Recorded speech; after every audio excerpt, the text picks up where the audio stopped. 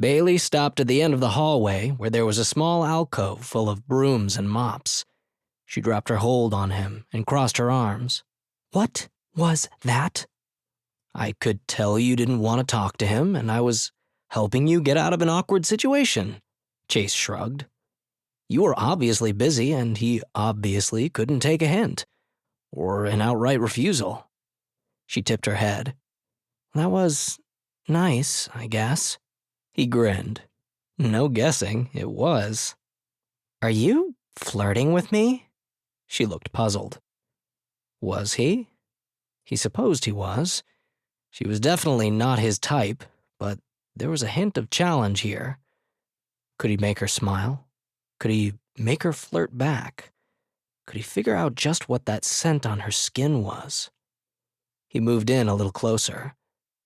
"If I was flirting, what would you do?" he asked. He was stereotyping her. Just because she didn't dress up to go to the local bar, wore glasses, and brought a highlighter along while she drank beer, didn't mean she wasn't a sex kitten under it all. It didn't mean she wasn't doing all this on purpose to keep guys from hitting on her. Oh, yeah, that was very possible. Chase leaned back. "I would ask why," she said. "Because," he trailed off, which was maybe not the wisest way of answering that question. But why did people flirt? To convey attraction. To further a conversation into something else, as a prelude to more. "I wanted to see if I could get you to smile." The arched eyebrows and the slight lean back told him instantly that was the wrong thing to say. "Smile? Why do you care if I smile?" she asked. "I was perfectly fine sitting at the bar going over those reports, being left alone. Just because I wasn't smiling didn't mean that I wasn't completely content. Just because the erosion of the Louisiana coast and the plight of the freshwater animals and plants that live inside the barrier islands doesn't make me happy doesn't mean that studying it and ways to combat the problem isn't exactly where I wanted to be and what I wanted to be doing tonight." Chase stared at her. Yeah, she had a point. He needed to mind his own damned business.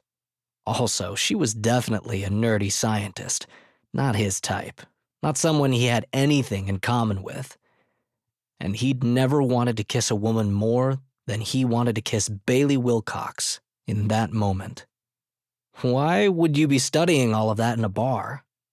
Stupid question, but it was better than, "Can I please smell your neck again?" Which was the other thing that occurred to him to ask.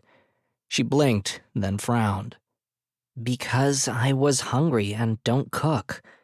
And this bar is the only one around here that has Ghost in the Machine IPA. Okay, they had two things in common. He didn't cook either, and Ghost in the Machine was his favorite beer. It was the best Louisiana beer he'd tried since coming here, and topped all of his previous favorites, even from up north.